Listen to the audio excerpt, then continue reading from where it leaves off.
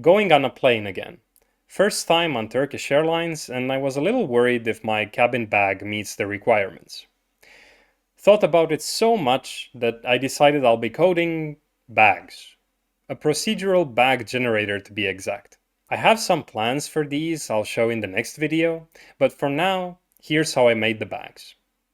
I started off with basic HTML, gave the document a title, and added a large canvas to fit the screen.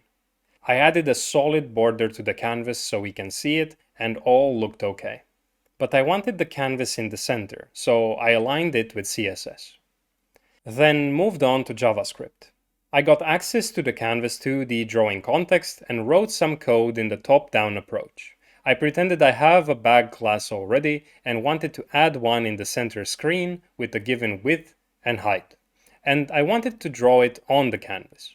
I then implemented this bag class in a separate file, gave it a constructor with 3 properties, and realized I forgot to define center before.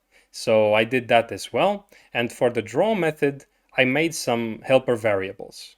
I wanted the position of the bag to mean the bottom center, so I added a comment there to be clear what I meant by it, and defined these helper variables accordingly. I just used a rectangle for now for reference, and decided to move it lower and to draw a floor as well. Made it orange and began to work on the style.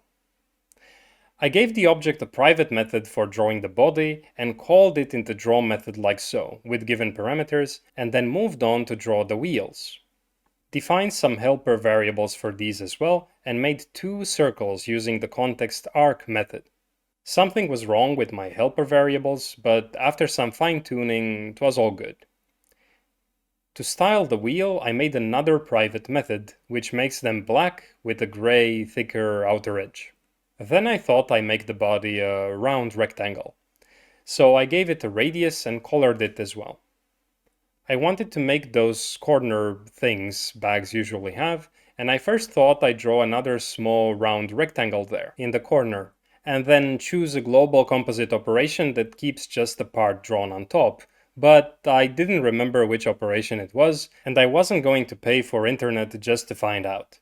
So I decided to do it another way, by using a quadratic curve. After getting the coordinates just right, it looked okay. But I wanted to give it a fill as well, and that didn't look nice. I had to complete the path with a straight line in the beginning and at the end. But I also had to model the rounded corner too. Quite much trouble for these corner pieces, but they ended up looking okay. I made them transparent black, so they just darken the color of the bag, and I don't need to worry about another parameter here. Then I moved on to extract this code as a separate function and repeat it on the right side, but flipped. I thought I'd do a trick and scale the canvas with -1 on the x, but because I would have had to translate and change all coordinates relative to this new center point, I decided it's too much trouble, and just added 1 parameter and modified the coordinates slightly like that, and it worked well. I took out the body color as a class attribute and made it so we set it in the constructor, and moved on to drawing the handle. I wanted it to have variable height, so I prepared an attribute for it, added few helper variables, and wrote a private method for it as well. I used the red rectangle for now, and oh, I forgot to add this here. Now just change the style and thought to make the thing you hold onto black. I defined some helper variables for it and tried different properties. I wasn't sure if it should cover the entire top region or not. By the end, I went with this. Let me know what you think. Is this good, or should it be done some other way? I moved back to the main file where I wanted to test the bag class by creating multiple bags. I did this in a loop and gave the bags random properties and a fixed spacing. I restructured the code a bit to make it clearer and defined a function for random numbers inside a given interval. It wasn't working for some reason. I realized I wasn't adding to the location x attribute the new bag properties, so I did that and it started to work.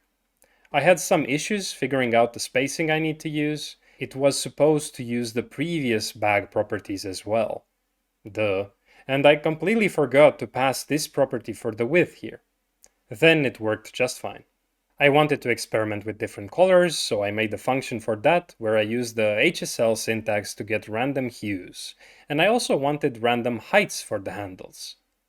Everything is really nice, just as I wanted. And I do have a plan for how to use these bags in a project, but it involves knives, guns, and bombs, and I won't be coding any of that on a plane, that's for sure. But I'm sure I'll find some place to do it now that I'm back in Finland, so stay tuned.